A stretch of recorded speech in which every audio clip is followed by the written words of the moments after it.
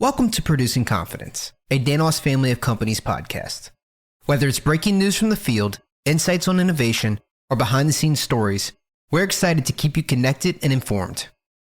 Tune in and join us as we continue producing confidence every step of the way.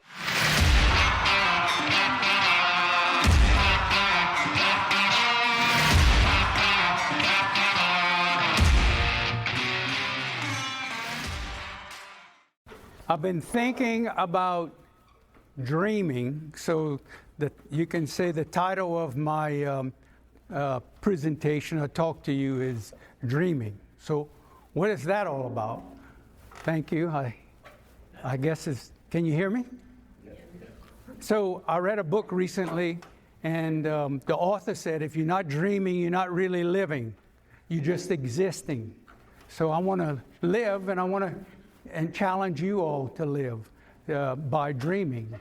And dreams can move us, can change us, can motivate us.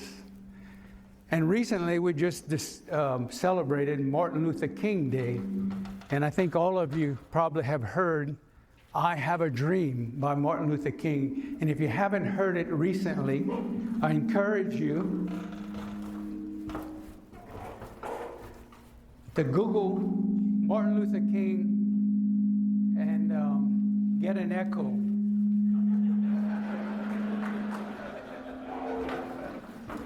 And Martin Luther King said, and I can't even come close, the way he said it was so dramatic, but the dream was much more impactful. He said, I have a dream that one day we'll live up to our creed, that all men will be created equal. That's a pretty audacious dream, and it cost him dearly, didn't it? Dreams can be costly. They can be rewarding, but they can be costly. I've been a fan of watching and reading about Lewis and Clark. They had a pretty audacious dream, didn't they?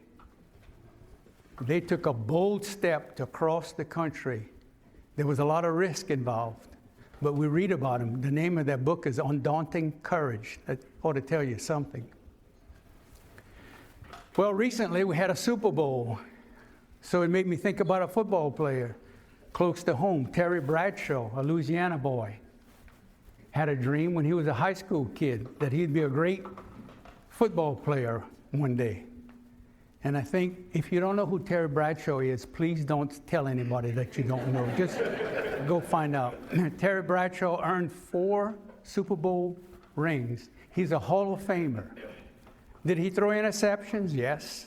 Did he get sacked? Yes. Did he throw incompletions? Yes.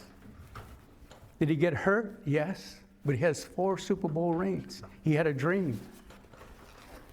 So I'll tell you about 2 Lafourche Parish men who had a dream. Alan Danos, my father, and Cyriac Curol, my uncle, 2 brother-in-laws, in 1947. They had a dream that they would start a business of their own. There were jobs available at the time, but they wanted to start their own business. So they had a dream, so they bought a boat. Let me tell you what a dream come true looks like. I'll show you what a dream come true looks like. Does that look like a dream come true? Well, that was it. That was the original investment, or the vessel that started the Danos and Curol company. And I'll share a little bit about our story, our history, our dream with you. Not so much to tell you about my dream or our dream, but hopefully to challenge you, to inspire you that you should have a dream. You should be living. And if you have a dream, you're living. And if you don't have a dream, maybe you're just existing. So along the way, I got to follow my dad. It was a different era back then, a little less complicated. So as a youngster, I got to follow my dad and hear about his dream and how he interacted with people and how it was important for him to do certain things. So I was a witness to how he lived out his dream, his hopes, his aspirations, the things that he anticipated. You know, my father spoke French before he spoke English. So did my uncle. Neither one of them were formally educated, but that didn't prevent them from having a dream. And it didn't prevent me from hearing about his dream along the way. From one boat, then one of them worked on the boat, one of them worked at home, trying to do maintenance, hustle jobs, those kind of things. That led to an opportunity one day where an oil company guy said, "Hey, Alan, we have this inland oil field that we have to get to by crew boats, and we're having a little trouble getting the service we need. Would you go buy those boats and I'll let you work them for us?" So they bought the boats. Well, then they found out there was a reason why the boats couldn't get there on time. They were sinking, the motors didn't work, and so they had to really go to work to make this dream a reality. Apparently they did, because a few years later, in the, I guess, early 1950s, that same guy, we call this the yell out the window story. My dad was walking across the parking lot at the Gulf office in Cutoff, Louisiana. I don't know if you all know that they had Gulf Oil had an office in Cutoff, Louisiana. The window opened, and the manager said, "Alan, come see, I want to talk to you." So my dad went inside, began to have a conversation with the guy. And he said, "You know, we have an offshore platform." This was the early 50s. The offshore oil industry was really started in 1947, the same year our company was started. So it was an infant operation, offshore oil and gas. And the manager said, "Alan, I'm having trouble finding people to work on the offshore platform. We can't keep them. We can't keep it running. You think you can help me?" So this is what Alan did not say. He did not say, "No, I have a dream of being in the boat business. Call somebody else." He said, "I think I can help you." So he went to work, and he hired some guys and sent them offshore. We like to say the rest is history. At least for Danos it is, but I think more importantly, for the oil industry. My dad, the way he told me the story, he says, "You know, Hank, my people were fishermen, oystermen, trappers. We lived on boats. We knew about the water. If it broke down, we had to fix it if we wanted to come home. If we ran out of food, we had to eat what we caught." He said, "If the weather was bad, the weather was bad." He said, "Your mama's folks are farmers. There was a transition from mules to tractors in those days. They didn't know how to fix those tractors, but they figured it out. When it was time to plant, they planted. There was no excuses. When it was time to harvest, they harvested." He said, "Those boys were natural offshore problem solvers. They made it happen."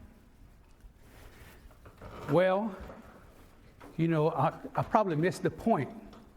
I said, "Man, Dad, it was lucky. You were lucky to be walking across that parking lot on that particular day, weren't you?"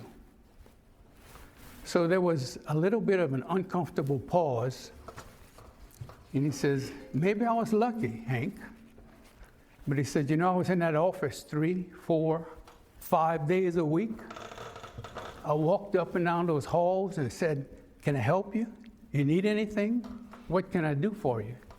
He says, 'Sometimes we got to work for our luck. Do you have a dream? Is it hard? Are you working for your luck?' He was working for his luck. Lucky for me that, in a sense, I was following along with my dad, because in 1958, my uncle, his partner, passed away at the age of 48. In 1970, my dad passed away at the age of 49. I was 21. My brother was 24. We were at a crossroads.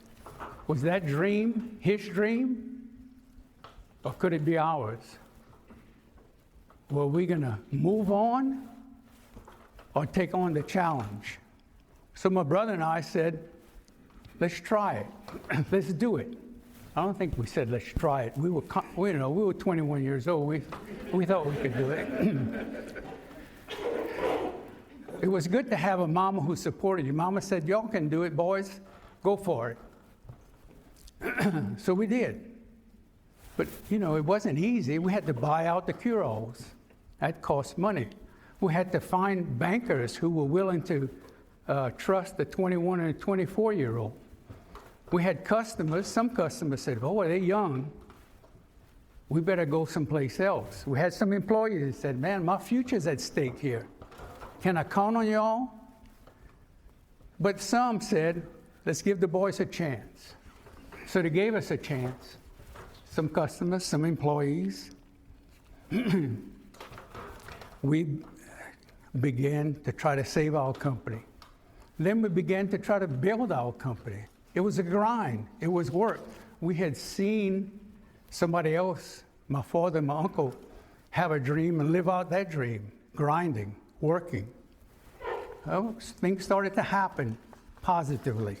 One day, a customer walked into our office and said, I have this production field in Redfish Point. And we have some crew boats, we have some production operators. The man who owns it wants to retire. Why don't y'all think about buying his business? Anybody know where Redfish Point is? I didn't think so, I didn't either.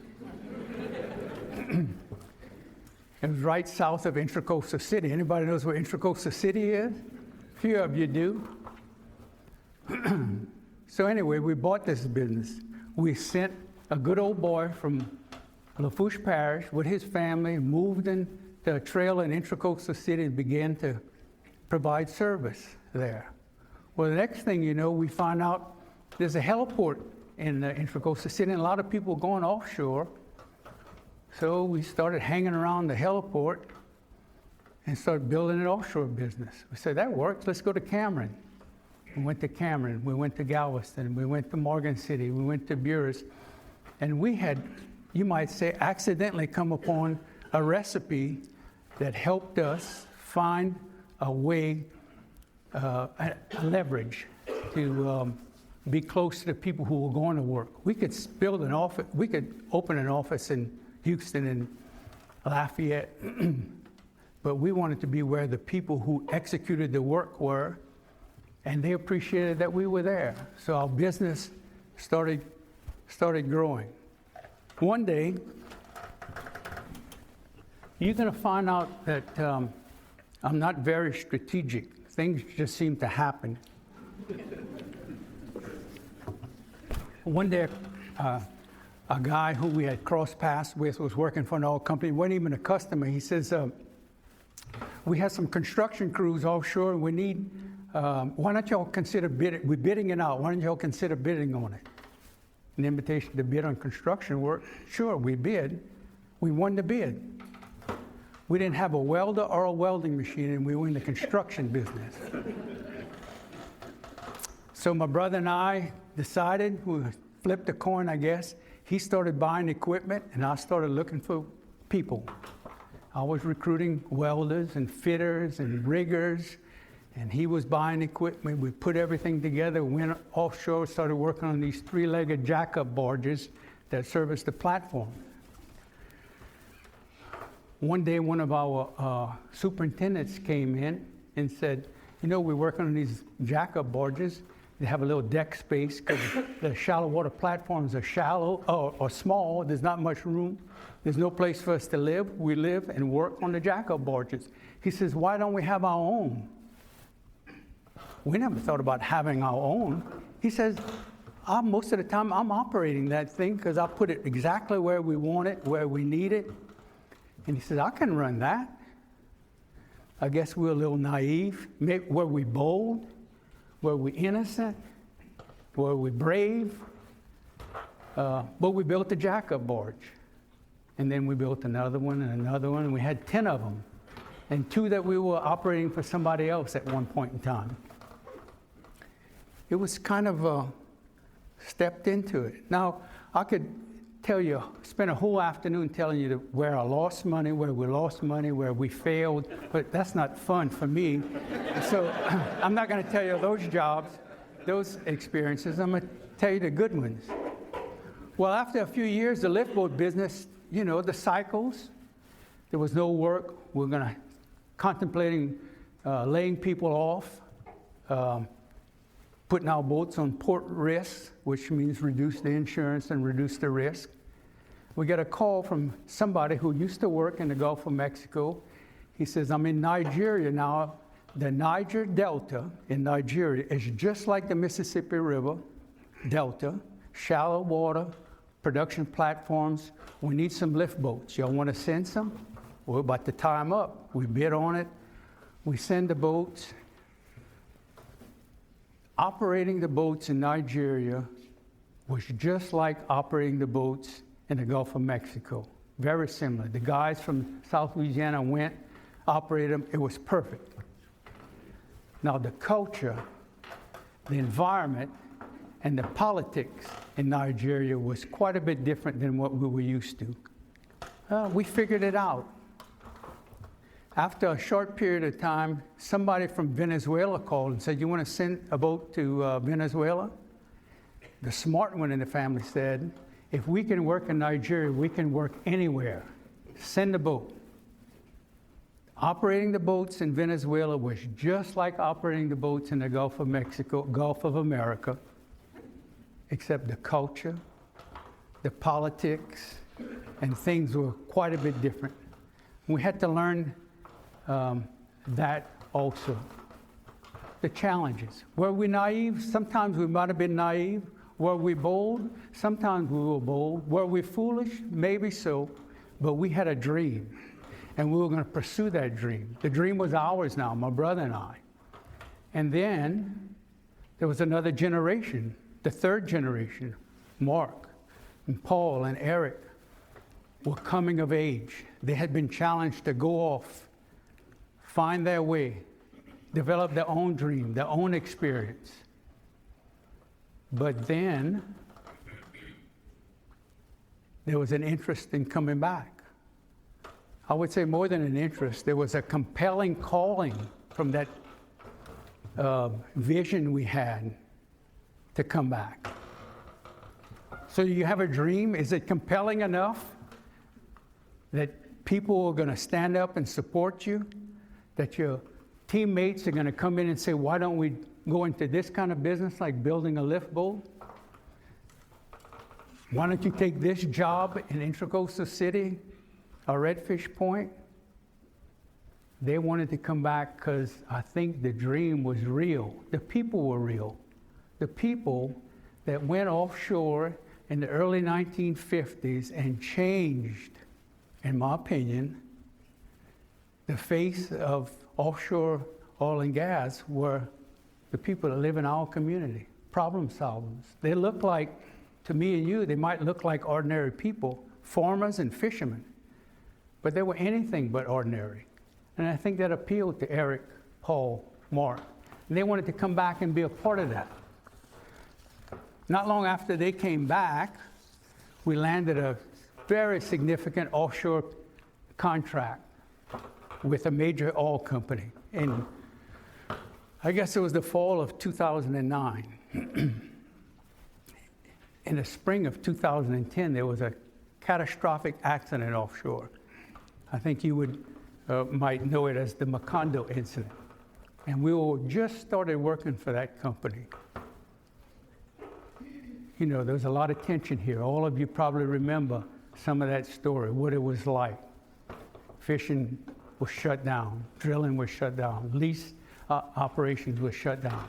Our customer, which was, we were new to them and them to us, said, we need some help. Of course we want to help. So they said, we're sending you a contract.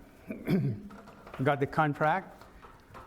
I'm ready to sign the contract and we're going to go to work. One of the Danos guys, he wasn't a Danos family member, he was a long trusted Danos employee, walks in and said, we're not signing that contract.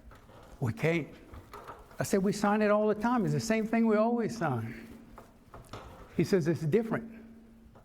And he challenged me. He challenged us. Paul and Eric and Mark were around.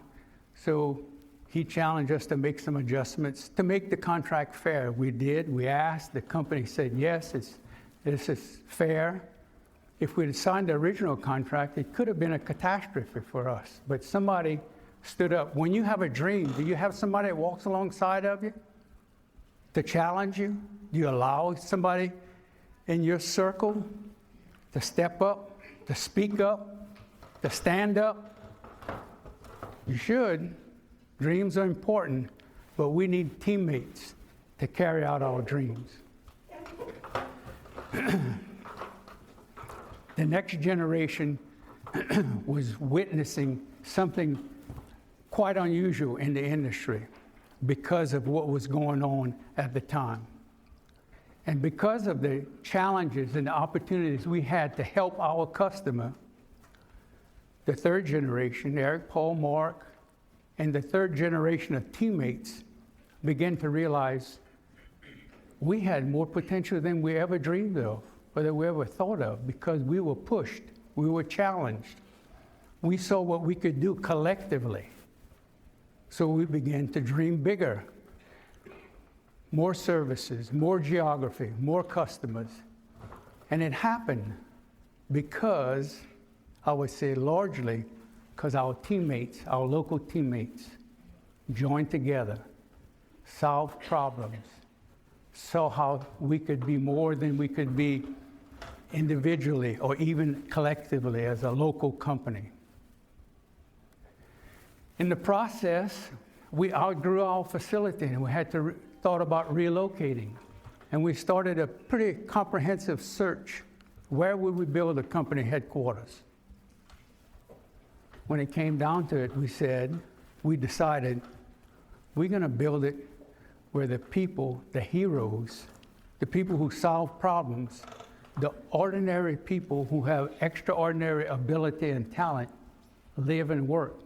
So we stayed here. We didn't go to Houston. We didn't go to New Orleans or the North Shore. They decided, the next generation decided, this is where we ought to be. This is a great place. There's great people. Dream, my friends, dream. Grab your friends and your colleagues and let them dream with you. I'm going to close with one story about the vessels of opportunity, which is what we were managing during the Macondo spill. We had an opportunity to hire a lot of fishing vessels and shrimpers and oystermen and recreational fishermen because they couldn't make a living. Everything was shut down. So Danos was representing the oil company, and we were they were being paid to help clean up and service the oil spill. This is what allowed us to see what our real potential was. Well, one day, I'm walking across my parking lot, coming into the office in LaRose, and I see a lady who I recognize walking across the parking lot. And she's affectionately known as Madame Chevrette. Does anybody know Madame Chevrette from Lafourche Parish, from Lower Lafourche? Mrs. Shrimp would be the interpretation for Madame Chevrette. Well, she was an advocate for shrimpers. She spoke to politicians, she spoke to associations, she spoke to groups on behalf of the local shrimpers. And her husband was and is a shrimper, and she was at the office helping to facilitate their billing to us, to the oil company, and their payments. So she was walking. She's a lively, spunky woman who represents the shrimpers well. And she came up to me, she says, "Hank, I want to tell you something." So Hank started to get a little nervous. She came up to me, she said, "I want to tell you a story." She says, "You know, my husband's out there cleaning up oil." I said, "Yes, I know." She says, "He told me sometimes the oil gets on his equipment and it's a mess and it's difficult." I'm thinking, this is not going in a good place. She said, "Sometimes he tells me that it's hard for him to breathe and his eyes burn." I said, "This is definitely not going in a good place." She said, "I'm going to tell you what I said to him." And then she grabs my arm for special effects, right? I can't run from Madame Chevrette if I wanted to. She says, and now she's looking at me, we like this. She says, "I told him, Beb," y'all know what Beb means? Honey, darling, sugar. It's an affection name. She said, "Beb, when you can't take it anymore,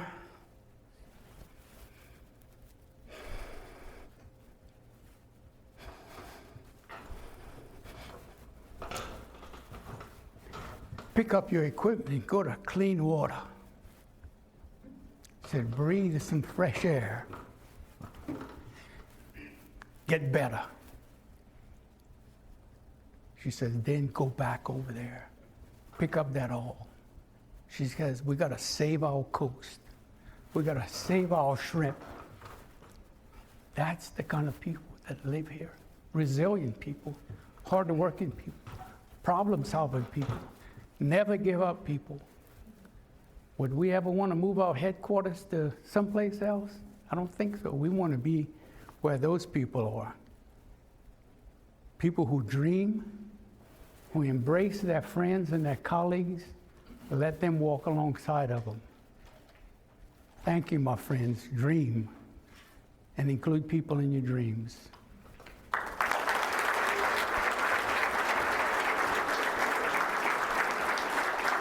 That's it for this episode of Producing Confidence. To learn more about the Danos family of companies, be sure to follow us on social media. Remember, stay safe, stay connected, and keep producing confidence.